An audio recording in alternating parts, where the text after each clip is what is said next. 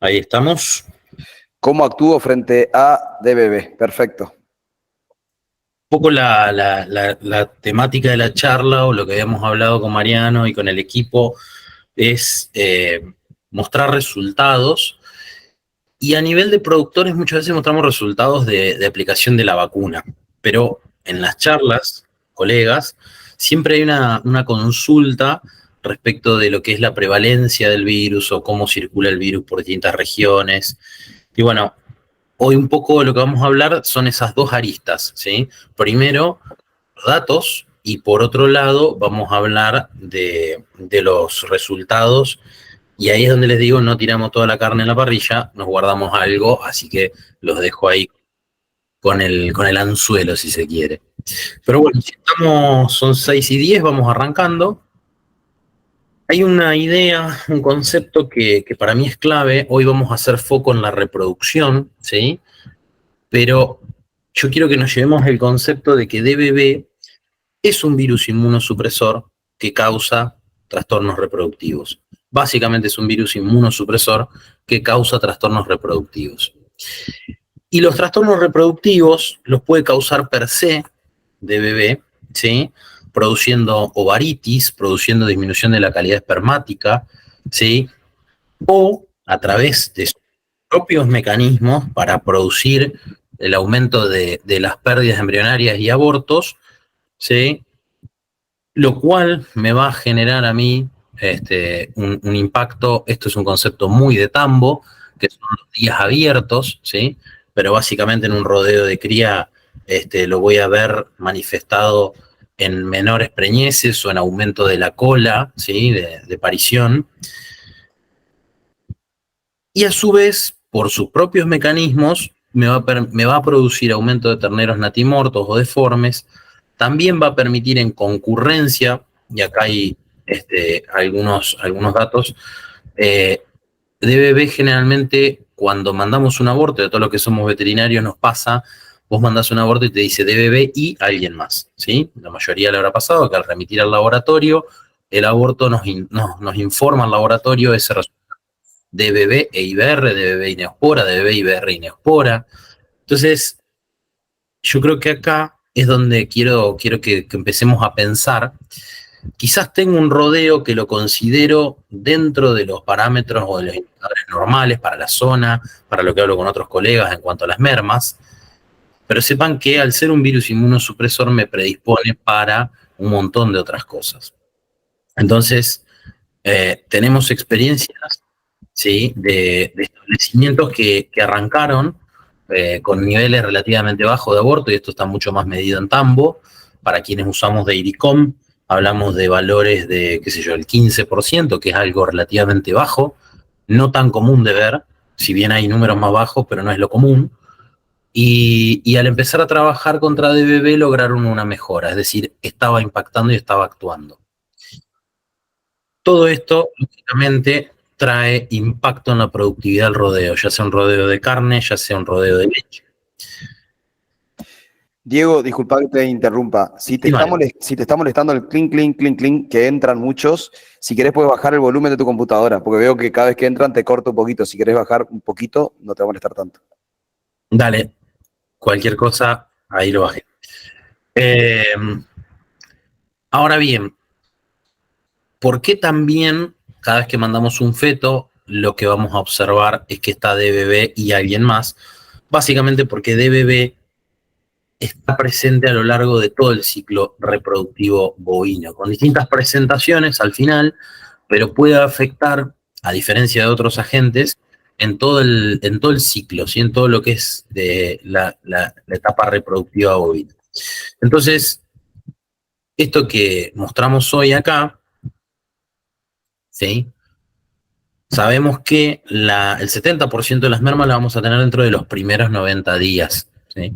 Eso es bastante general. Ahora, hay un montón de publicaciones de INTA, de hecho habrán visto muchos de los que están acá, alguno de los comentarios o alguno de la publicidad en Instagram, en Facebook, y hablábamos de los números que estima INTA. ¿Sí? Hay una publicación de Paula Favaro, de INTA Rafaela, un trabajo que encontró en leche que el 99% de los establecimientos por PCR tienen circulación viral, tienen al menos partículas virales. No sabemos cuánto es adentro, pero en tambos, ¿sí? 2.000 tambos aproximadamente reportado a industria, procesado con PCR, hay al menos en el 99% hay partículas virales, es decir, el virus está en el rodeo. Entonces, les cuento un poquito cómo llegamos hasta acá. Desde Betanco, como parte de, les cuento que tenemos una pequeña división interna de servicio técnico y técnicos comerciales, y desde la parte más técnica, si se quiere, empezamos a analizar qué pasa con estos sangrados, que seguramente, como hemos hablado, y hay muchos de los chicos o de los colegas que están en la charla, que nos comparten sus resultados, o a veces mismo nosotros realizamos un sangrado. Y entonces dijimos, bueno, vamos a empezar a analizar esto y vamos a ponerle estadística, porque ya no son 4 o 5 números, sino que ya empieza a ser una masa importante y es representativa. Y lo que nos encontramos, acá hay que hacer una salvedad, Marian, por eso mencioné previamente lo de Favaro, y es que muchas veces, y esto es así, cuando nosotros vamos a sangrar, en muchas ocasiones vamos con una sospecha de DBV, ¿sí? Esto no es un examen meramente estadístico, pero sepan también que hay un montón de establecimientos donde nosotros vamos a sangrar de manera para mostrar que está el problema sin que nos hayan reportado DBV. Entonces aquí no hay un rigor científico para una publicación a nivel científico, son datos que hoy tenemos de nuestro trabajo, que son sólidos, que son consistentes y que correlacionan con quienes sí hicieron esos trabajos estadísticos. Ejemplo, ahora voy a mostrar los números, pero yo le decía que a Paula Favaro le da 99% y a nosotros nos da 96%, ¿sí? Correlacionando nuestros datos propios con los datos que vemos o que están publicados, hay una alta coincidencia. Fíjense esto, en Formosa, esto es dinámico y seguramente si volvemos a hablar de acá 6 meses, estos números se actualicen y se incrementen. En Formosa, si ustedes miran, tenemos 10 establecimientos muestreados con 241 animales y el promedio es 75% de animales positivos, ¿sí? El promedio de esos 10 establecimientos arrojó un 75%. Siempre que nosotros hacemos un muestreo, tomamos un cálculo estadístico, ¿sí? En base a la cantidad de animales totales del rodeo, tomamos un cálculo estadístico para que sea significativo. No es que sangramos el número que se nos antoja, sino que esto está estipulado previamente.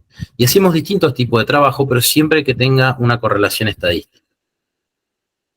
Fíjese que en Chaco, sobre 12 establecimientos, estamos hablando de 235 animales, el promedio nos arroja 48% de positivos. Mario, no sé si voy bien, si quieren seguimos. Vení perfecto, Diego. Tenés 8 minutos de presentación desde ahora. Perfecto. Entonces, fíjense que en Corrientes, 11 establecimientos, 257 animales, 75%. Buenos Aires, 51 establecimientos. Los chicos sangraron un poquito más. 1.039 animales, 67%. Y así vamos acumulando las distintas provincias del país, ¿sí? ¿Y a qué llegamos? A los números muy, muy parecidos o muy correlacionados con las publicaciones, ¿sí? Estamos hablando de un 85% aproximadamente de establecimientos donde podemos decir que dentro de los rodeos, dentro de esos, un 85% de establecimientos que consideramos positivos. Estoy hablando de cría, estoy hablando de tambos, estoy hablando de todos los sistemas. Ya les dije antes que tambos es un poco más. Y a su vez estoy hablando de una prevalencia dentro de los establecimientos promedio del 65%. ¿Sí? Perfecto. Si nosotros lo miramos de esta manera,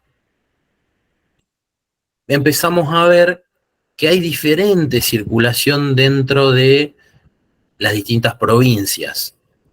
Y esto no me entrega tanta información, porque acá sí está el sesgo de cuántos establecimientos muestré, en qué región. Ahora, lo que sí es interesante es pasar a ver esta distribución. Una cosa que llama la atención, y vuelvo a decir lo mismo, correlaciona con la bibliografía. Si nosotros miramos este gráfico, ¿cómo se interpreta? Nosotros sabemos que hay, ¿sí?, un 22% de establecimientos donde el virus arroja un valor entre 0 y 19% de prevalencia. Fíjense que está segmentado de 20 en 20. ¿Sí? Ahora hay un 5% de establecimientos donde estamos entre el 20 y el 40, un 8% donde estamos entre el 40 y el 60 prácticamente. Hay un 17% de establecimientos donde estamos entre el 60 y el 79. Y en la mitad, aproximadamente en la mitad de los establecimientos, estamos en el 80 al 100% de prevalencia. ¿Qué quiere decir esto?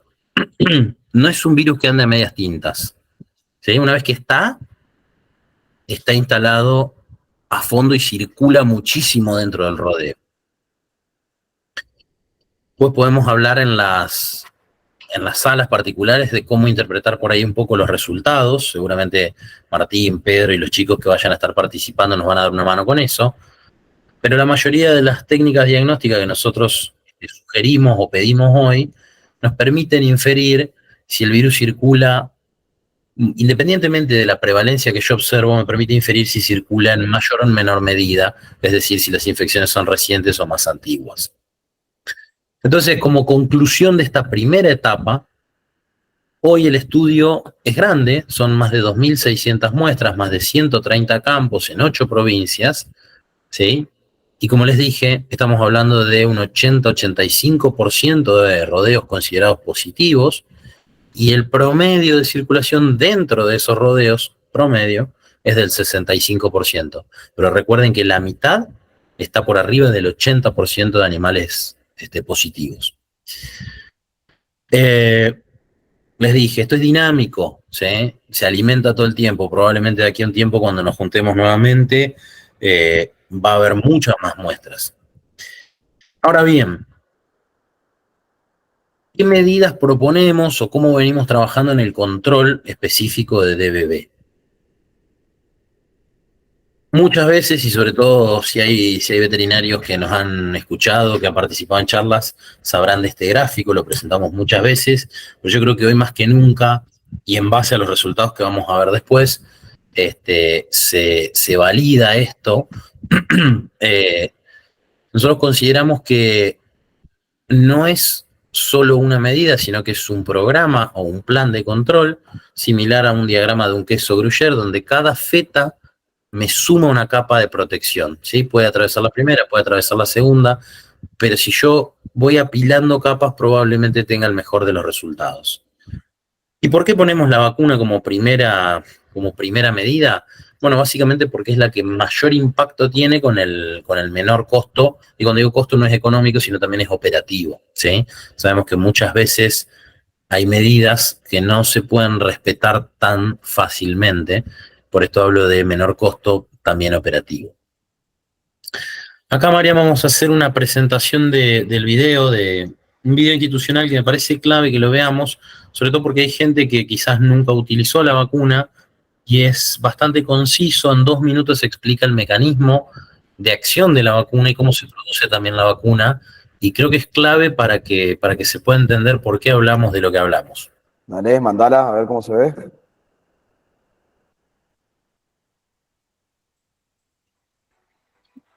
Yo y Globo presenta VaxBlock.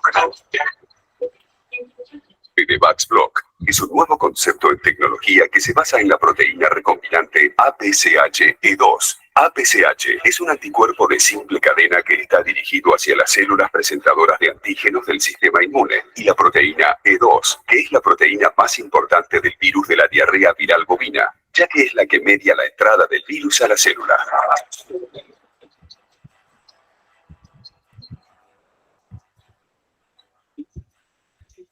A partir del genoma del virus de la diarrea viral bovina, se aísla el gen de la proteína E2 y se lo combina con el gen de APCH, gracias a modernas técnicas de ingeniería genética. Para la síntesis de esta nueva proteína se utiliza el sistema de baculovirus recombinante, un novedoso sistema que permite generar grandes cantidades de proteínas complejas que luego sufren las modificaciones necesarias para ser reconocidas por el sistema inmune. El proceso da como resultado la generación de una gran cantidad de proteínas APCH-E2 altamente inmunogénica, que es la base de la nueva vacuna direccionada PDVax Block. Gracias a su innovadora estrategia de direccionamiento, las moléculas de PDVax Block van en busca de las células presentadoras de antígenos del sistema inmune. Estas células reconocen, procesan y presentan en su superficie los antígenos foráneos. Y luego interactúan con linfocitos para activarlos y de esta manera dar comienzo a la respuesta inmune específica. Los linfocitos activos generan una gran cantidad de anticuerpos específicos que son capaces de unirse al virus y de esta manera neutralizar la infección. PDVax Block, la herramienta revolucionaria para la lucha contra el virus de la diarrea viral bovina. Creamos hoy la sanidad del mañana. Bueno, Salió, cada tanto se escuchó un poquito cortado, pero en general se escuchó bien, Diego. a ver, Así que metele nomás. me gusta más la voz del locutor que la mía, pero si quieren podemos reforzar algunos conceptos mientras No, miramos. pero se escuchó lo mismo, se escuchó, te digo, se cortó en algunas partes. La idea de presentar el video tiene que ver con este gráfico que vemos acá, que yo creo que es la clave detrás de por qué es la primera medida en nuestro modelo del queso Gruyère. Nosotros tenemos, sabemos como veterinarios, y yo hace tantos años que estoy recibido, pero hace unos 20 años, quizás 15, que hablábamos que en Estados Unidos había vacunas vivas y un montón de cosas, y bueno, acá no están. ¿Y qué tenemos acá? Las vacunas inactivadas, es lo que está aprobado por SENASA, ¿sí?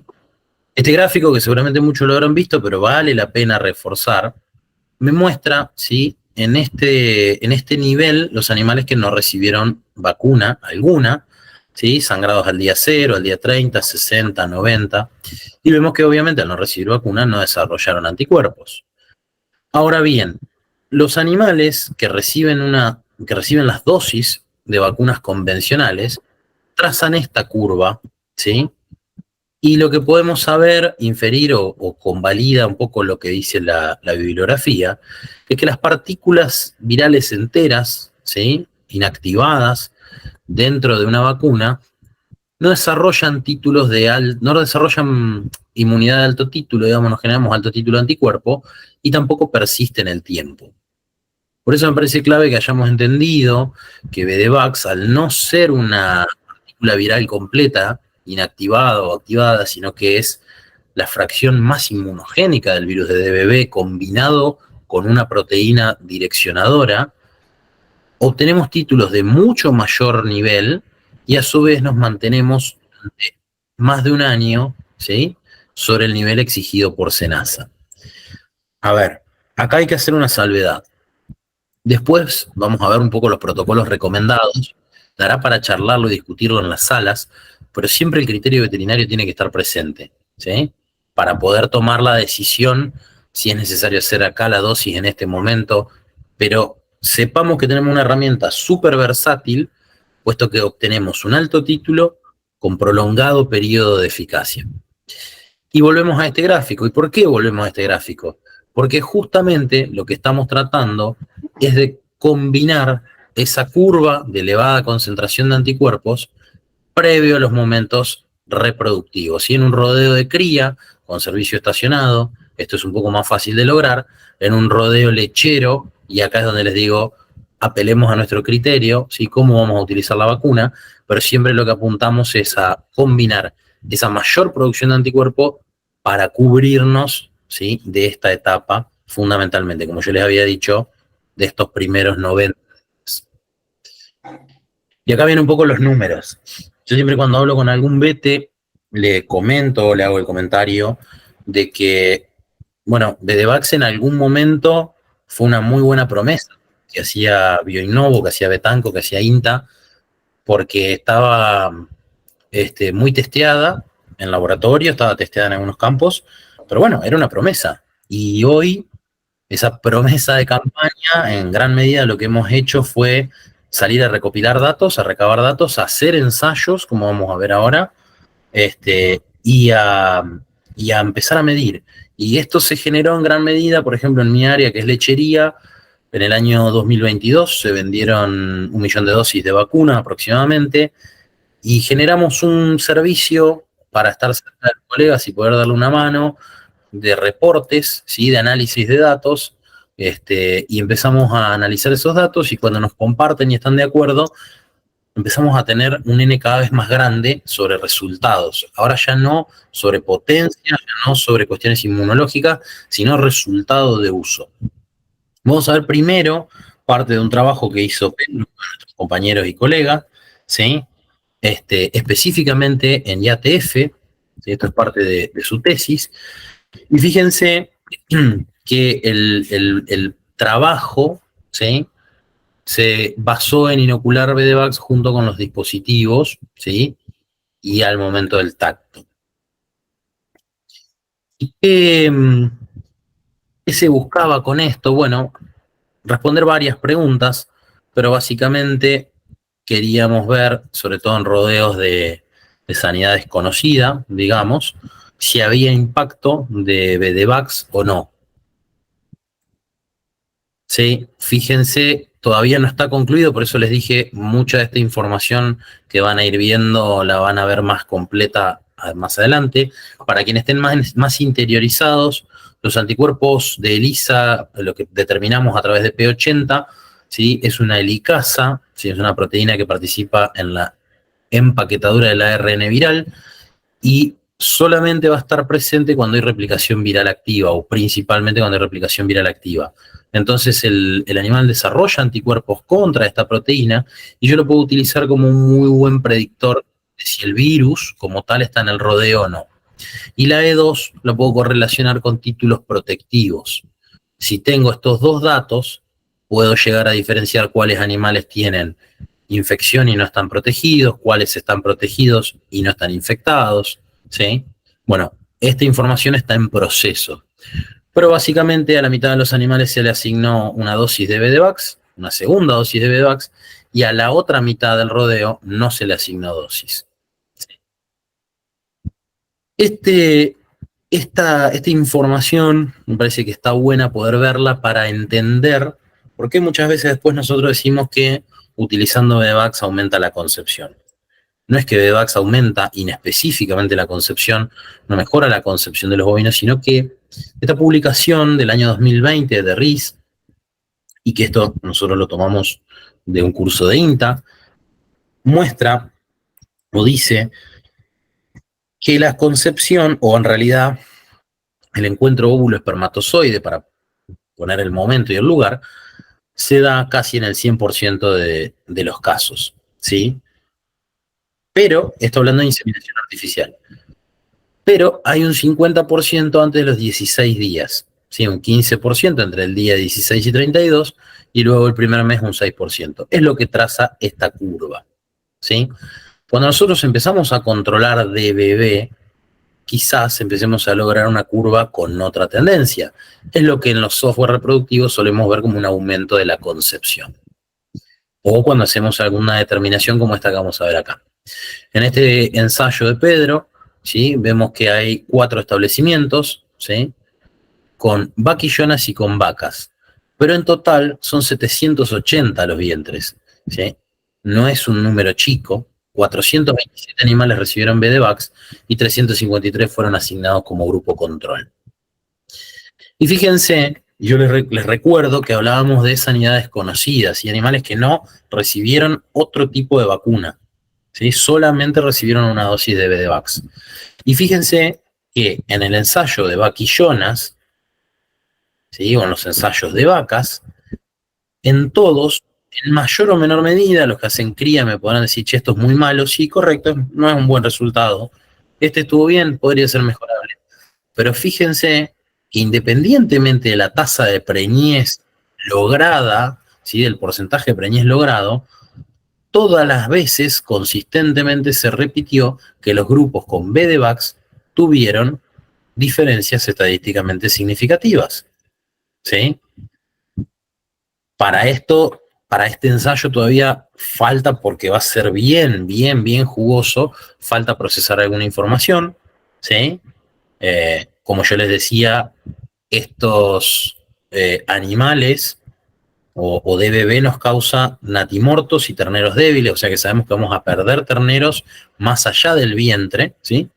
Bueno, todavía falta esa parte, pero lo que ya sabemos hoy y lo que ya podemos inferir es que en ese programa de IATF obtuvimos diferencias, ¿sí?, en los grupos donde se aplicó BDVAX.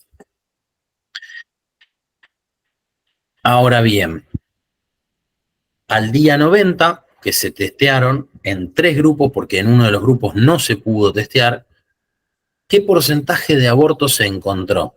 ¿Sí?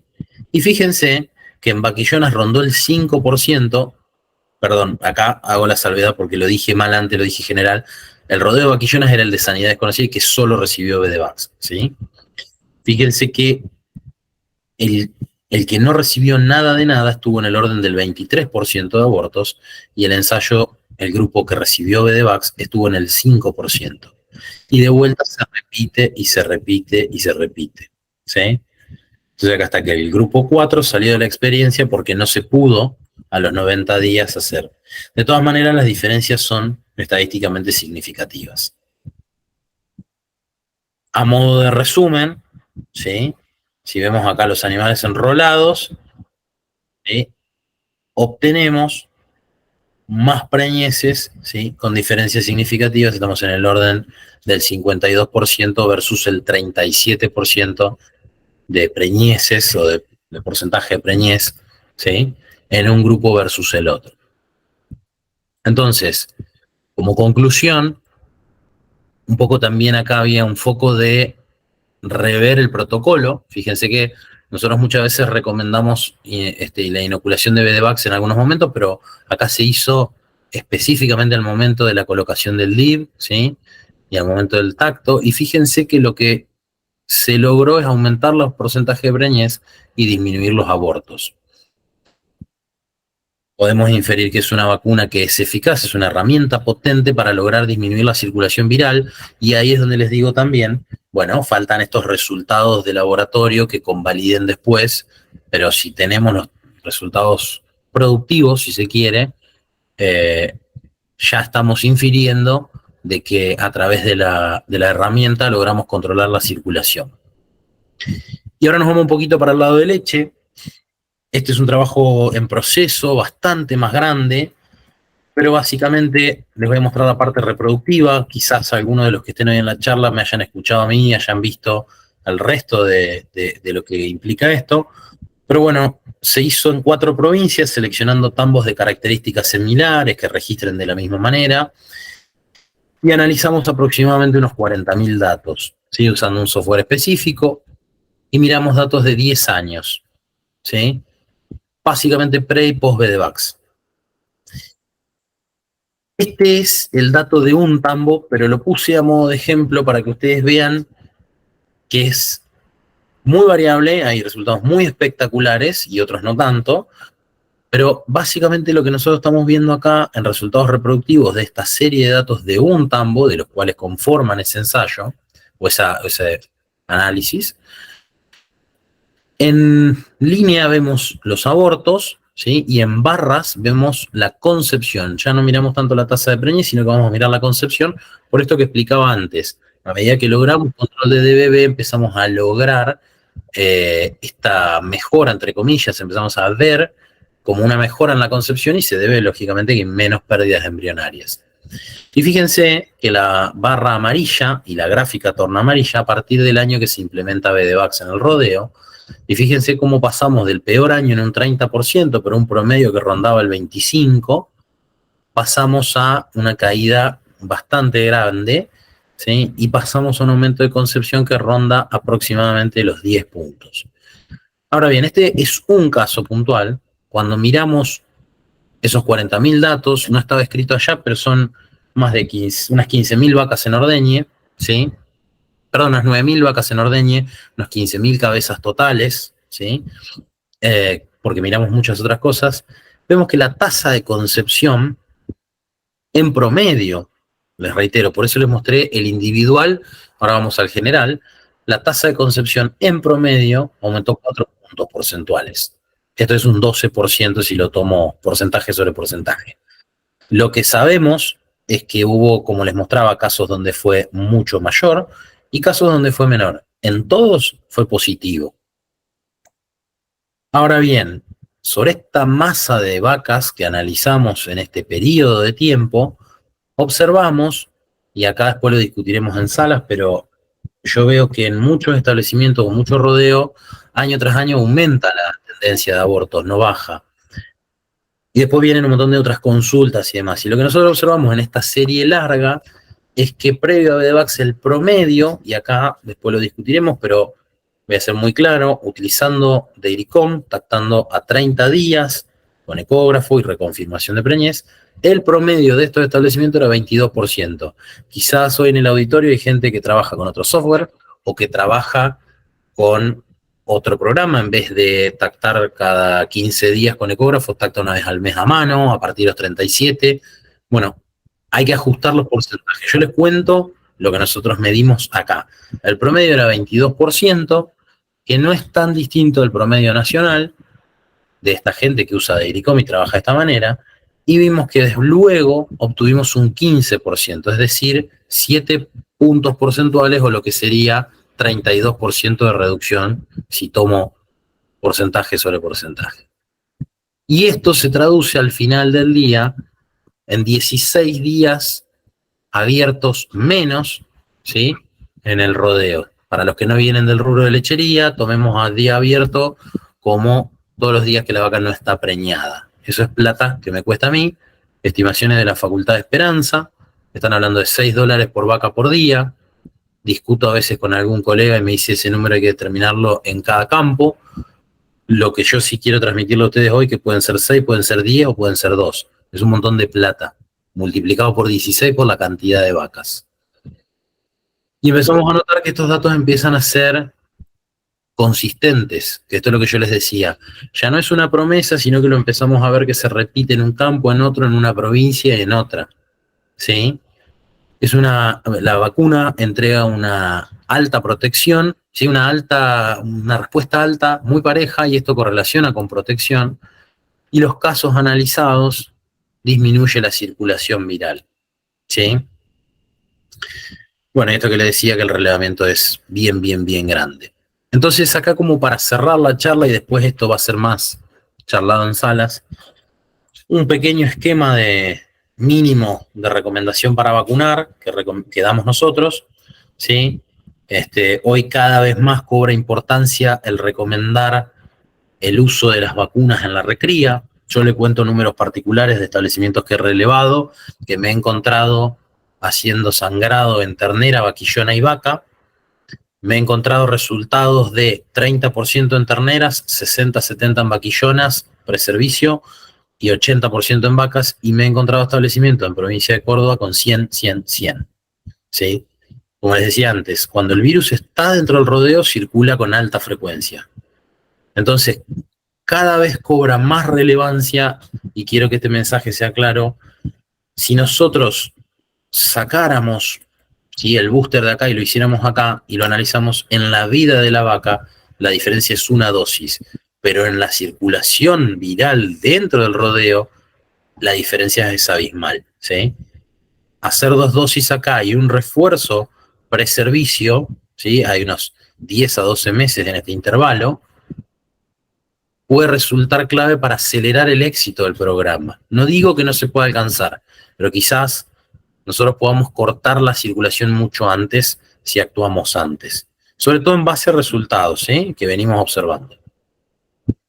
Y en los rodeos de cría, ¿sí?, generalmente vamos a hablar también de realizar esto. Nosotros hemos encontrado resultados bastante distintos, pero cuando en un rodeo de cría entra y afecta particularmente a los vientres, solemos ver que en terneros genera genera desmadre. Entonces, volvemos a lo mismo, aplicar las dosis tan temprano como se pueda. Hoy estamos hablando de 5 o 6 meses de vida, y de vuelta, consultar siempre con el asesor y reforzar anualmente, ¿sí? En el caso de los adultos, ¿sí? Previo a la temporada de servicio, nos van a escuchar en toda esta campaña hablar de que previo a la temporada de servicio y asociado a las otras vacunas reproductivas, porque recuerden ustedes que VDVax-Blog es monovalente, es direccionada y es para DBB, ¿sí? No estoy cubriendo leptospira, no estoy cubriendo Campylobacter, entonces una consulta muy frecuente, y acá lo quiero dejar expresado, se puede combinar tranquilamente y se debe aplicar en conjunto con las otras vacunas reproductivas polivalentes convencionales. ¿Sí? Fíjense, acá está expresado.